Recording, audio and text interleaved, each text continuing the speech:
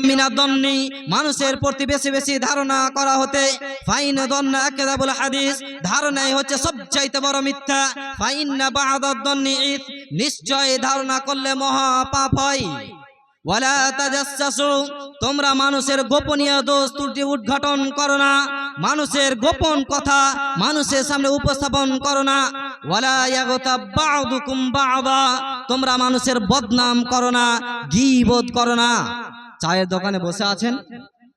10 জন বসে আছেন সেই ব্যক্তি উপস্থিত নাই সেই ব্যক্তি সেই রকম সেই ব্যক্তির এটা খারাপ সেই ব্যক্তি চোখ কানা সেই ব্যক্তির এটা ভালো না আপনি মানুষের সামনে কেন বলছেন তাকে গিয়ে ডাইরেক্ট বলেন আপনার এটা ভুল হয়েছে আপনি এই রকম এই পরিবর্তন নিয়ে আসার চেষ্টা করুন তাকে গিয়ে বলুন আপনি চায়ের দোকানে বসে যে কোনো স্থান যে কোনো ঘাটে তার যে বদনাম করছেন এই পাপটি হচ্ছে মানুষের সাথে জড়িত পাপ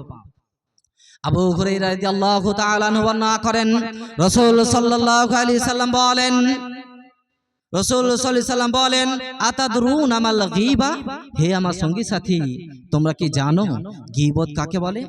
হে আমার সঙ্গী সাথী গীবত কাকে বলে তার সংজ্ঞা জানো সাহাবীগণ বললেন ক্বালুল্লাহু রাসূলু আলাম আল্লাহ এবং তার রাসূলই ভালো জানেন রাসূল সাল্লাল্লাহু আলাইহি সাল্লাম বললেন যিকরুকা খাকা বিমা ইয়াকরাহু গীবত হচ্ছে যে কোনো ব্যক্তির সম্পর্কে যে কোনো ভাইয়ের সম্পর্কে এমন কথা বললেন যেই কথাটা শুনে সে কষ্ট দুঃখ অপছন্দ করবে সেটাই হচ্ছে গীবত মনে হয় আপনাকে আমি বুঝাতে পারিনি গীবত কাকে বলে সম্মানিত উপস্থিতি গীবত কাকে বলে এই সংজ্ঞা বোঝার চেষ্টা করুন যে কোনো ব্যক্তি যে কোনো ভাইয়ের সম্পর্কে এমন কথা বললেন যেই কথাটা সে শুনলে যার ব্যাপারে আপনি কথা বললেন সেই কথাটা যদি সে শুনে অপছন্দ কষ্ট দুঃখ মনে করে সেটাই হচ্ছে গীবত তারপর সাহাবীগণ বললেন ইয়া রাসূলুল্লাহ হে আল্লাহ রাসূল সে যদি চুরি করে সে যদি জেনা করে তাই তো তাকে জেনাকারী বলছি তাই তো তাকে চোর বলছি সে সালাত আদায় করে না তাই তো তাকে সালাত নাকারী বলছি এটাই গীবত হবে রাসূল সাল্লাল্লাহু আলাইহি সাল্লাম বললেন ক্বালা নাআম নিশ্চয়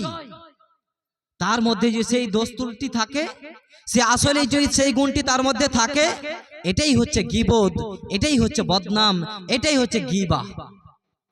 ফাকাদ ইগতাবদা সেটাই হচ্ছে গীবত এই হাদিসের মধ্যে আরো একটি কথা উল্লেখ করেছেন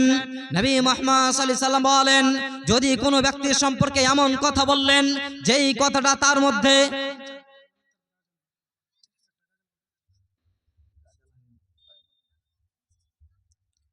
সম্মানিত উপস্থিতি যাকে মিথ্যা অপবাদ দেওয়া হচ্ছে ধরেন সেই ব্যক্তি চুরি করেনি জেনা করেনি তারপরে আপনি এমন কথা বললেন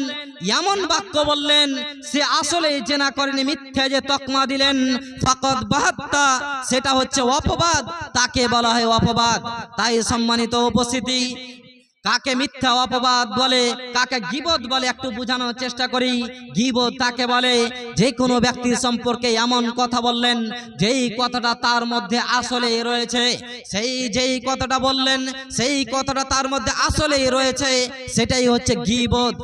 আর অপবাদ তাকে বলে তার মধ্যে এমন কথা বললেন যেই কথা সে আসলেই করেনি তার মধ্যে আসলেই নাই সেটাই হচ্ছে মিথ্যা অপবাদ সম্মানিত উপস্থিতি সময় শেষ হওয়ার ফলে বলতে চাচ্ছি গীবত করা থেকে বেঁচে থাকার চেষ্টা করবেন মানুষের বদনাম করিয়েন না এই পাপ হচ্ছে মানুষের সাথে জড়িত পাপ এই পাপ আল্লাহ ক্ষমা করবেন না এই পাপ আল্লাহ ক্ষমা করবেন না আপনি যদি তাহাজ্জুদ সালাত আদায় করেন আপনি যদি কোটি কোটি হজ করেন তারপর এই পাপ ক্ষমা হবে না হবে না হবে না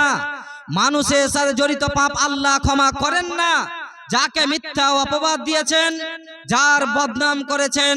যার গীবত করেছেন তার হাত ধরে ক্ষমা চাইতে হবে আমি এই তোমার ব্যাপারে এই কথা বলেছি এই বদনাম করেছি তুমি আমাকে ক্ষমা করো সেই ব্যক্তি যদি ক্ষমা করেন তাহলে আল্লাহ ক্ষমা করবেন সম্মানিত উপস্থিতি আল্লাহ যেন আমাদেরকে গীবত বদনাম করা থেকে বাঁচার তৌফিক দান করুন আমিন সম্মানিত উপস্থিতি যারা দোকান পাশারে আড্ডাবাজি করছেন ঢেই ধামাক্কা বেহায়া অসভ্যতা করছেন, তাদেরকে লক্ষ্য করে বলতে যাচ্ছি, আপনার জন্য এই আয়োজন করা হয়েছে, বোকামোর পরিচয় দেওয়ার চেষ্টা করিয়েন না।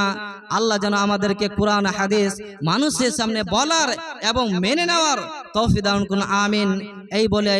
আজকে আমার বক্তব্য ইতি করছি। ওয়ামা আলাইনা ইল্লাল বালাগ ওয়া আলাইকুম হিসাব। আসসালামু আলাইকুম ওয়া রাহমাতুল্লাহি ওয়া বারাকাতুহু।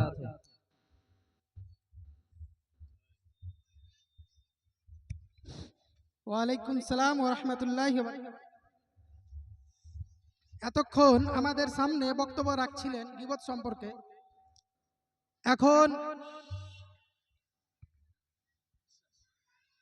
এখন আমাদের সামনে আসবে একটি উর্দু হামদ পরিবেশন করবে।